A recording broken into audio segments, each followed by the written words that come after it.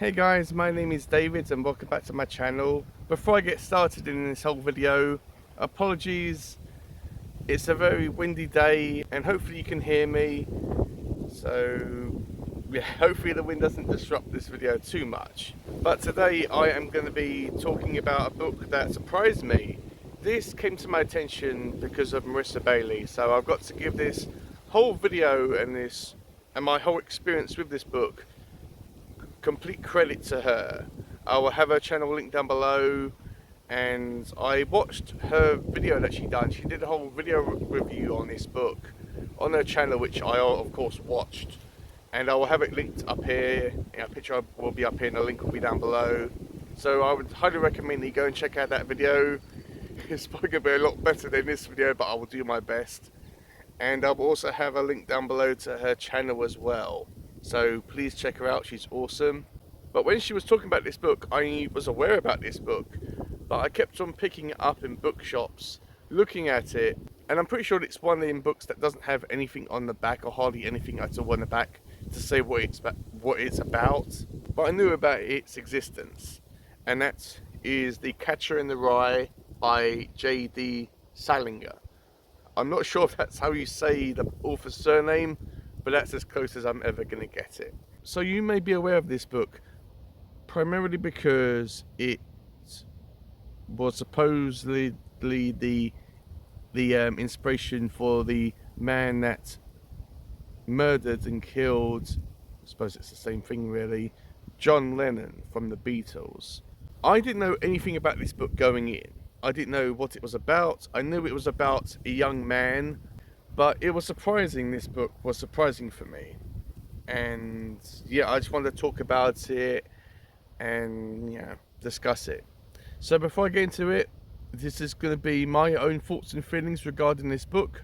I know that this book is loved and hated primarily because of the main character, this young boy that narrates the whole book. So if you hate this book, that is fair enough. That is all great. You're entitled to have your opinion. But if you enjoy this book, that's also great. And this is just going to be a spoiler-free video. This is a book that is very hard to spoil. The only thing that I can talk about that will spoil the book is the very last page. But yeah, I will do my best. So this book revolves around our main character called Holden. Now Holden, I'm pretty sure that's how you say his name. Holden is a unique individual. He's the most interesting character I've read in any book. Not just this year, but all the books I've read. He's the most in-depth, complex character I've read. He has been kicked out of his school that he is or was studying in. And this has happened because he hasn't been participating and taking part in his classes or turning up at all. Holden is probably considered to be a rich brat, a spoiled rich brat. And in a way he is, but in a way he isn't. Yes, he enjoys having the finer things in life, having nice clothes and coming from a wealthy family, but he doesn't let it define him. He enjoys money, but he doesn't let it control his life. He enjoys literature and reading and writing, and I was even discussing with Marissa that I actually saw Holden being a literature teacher in school, because he's very smart, he's very intelligent. He does have thoughts in his mind about being superior, or kind of superior to everyone else. He has a deep respect for adults and teenagers that are in his life, because I thought that this character was going to be very disrespectful towards all the adults in this book. But he has respect for some teachers or adults and some teenagers, but he doesn't really like certain adults or certain teenagers in this book. Yes, he talks about in his mind, he discusses in his mind about things that he doesn't like about people, and the word phony is mentioned quite a bit in this book. If somebody tries to do something that he considers to be fake, pretending to do something in order to, get by in society and be accepted, then he considers that attribute of that person to be what he considers and what he classifies as phony. If you're pretending to like something or pretending to act a certain way in order to fit into a specific, group of individuals, then you're considered a phony by him. And this isn't done in a hateful way. He doesn't hate these people, but he likes to call people out for this. We find that he has a kind of, I would say, a fascination or an obsession, but he is attracted towards the older or mature female.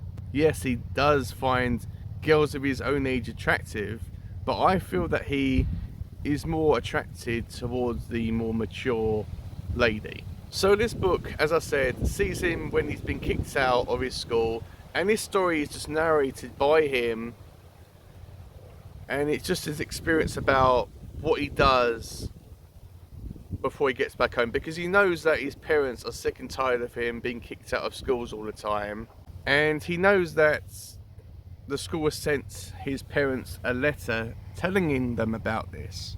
So this book is just about him biding his time until it's safe enough to go back home, because he knows that when his parents get this letter saying that he's been kicked out of school, they will of course be mad, but given a few days or so, they will simmer down and get used to it. So he's just waiting until that time that he can go back home. We find that his family life is a good one. We find out about his deceased brother and his younger sister, who acts way mature than she should do for a little girl. And Holden's relationship with his family and with his siblings is a very good and touching one. There is a good scene in this book right at the end, which, don't worry, it doesn't spoil anything. There's a scene at the end where he's with his sister in the park, and there's a carousel in the park where they go to, at this point in the story, Holden's sister is upset with him because something he's going to be doing, and he takes her to this carousel because he knows that she has a lot of fun riding this carousel. And it's a very sweet, touching moment with them. And he isn't all bad. Yes, he does have thoughts in his mind about committing all these violent acts, but he's not a violent person. It's just about him, if someone does him any wrong, it's just about him thinking, oh, I wish I could punch that person in the face, or shoot them or something, or wish I could push them down the stairs. It's pretty much the same as when you're working in retail, when someone has a go at you for some innocent reason, and you're thinking, oh, I wish I could punch him in the face or something. It's more or less like that. I think that he would never act on these violent impulses, but at the same time, you're thinking to yourself, should you be concerned about Holden? Is this, someone that would become a serial killer when they grow up? Or is this something that is just innocent and it's,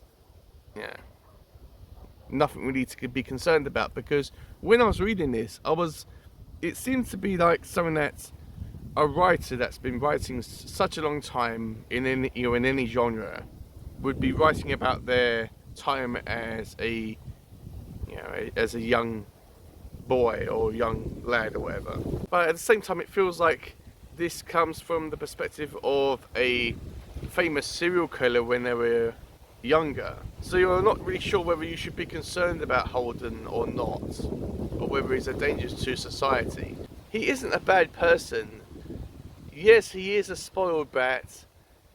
Yes, he does do some questionable things. He does drink and I believe smoke a lot. He smokes like a chimney in this book, and he does meet up with a stripper in this book, but he doesn't do anything sexual with the stripper. He just talks with her, and there's a good conversation where he's talking to a couple of nuns that have got these baskets to collect, you know, coins for charity, and there's a good, you know, talk there, even though he finds one of the nuns to be attractive.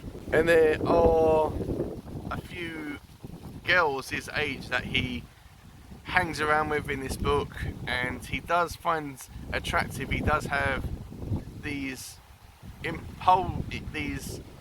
thoughts about running away with one of them and starting a new life with them. And there are characters in the school at the beginning which are very unique. There's this one individual that hygiene is their lowest priority and their teeth are horrendous. It's a very unique character.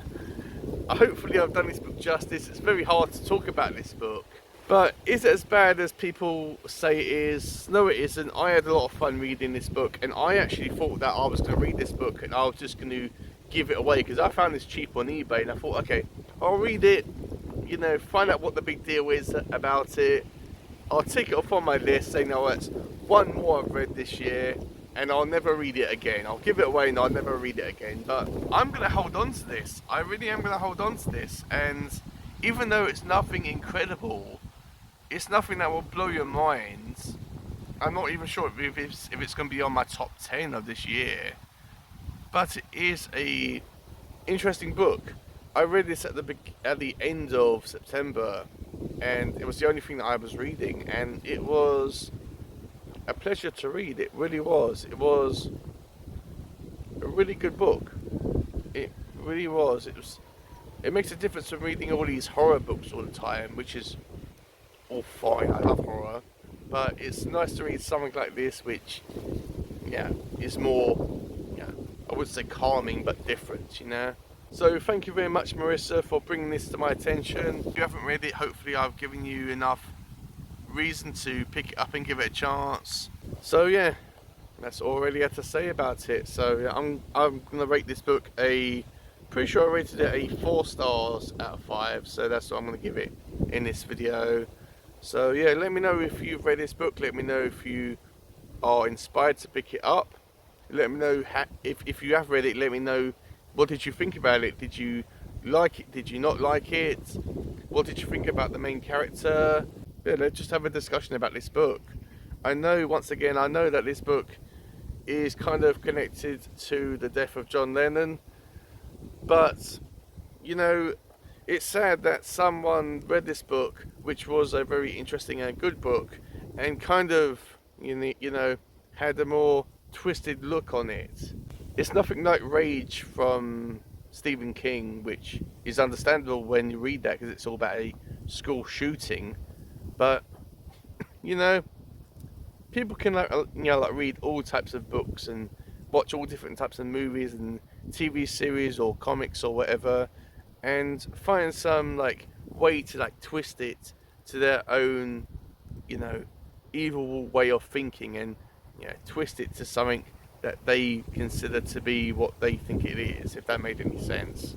So if you do read this book, try to disconnect that from this book, because, yeah, this was quite a ride. So guys, that's all I really had to say. Once again, hopefully you have heard me throughout this whole windy day that we've been having over here in merry old England, and hopefully you've been entertained by this book, or by this video rather. So yeah, I will see you guys in my next one. Bye.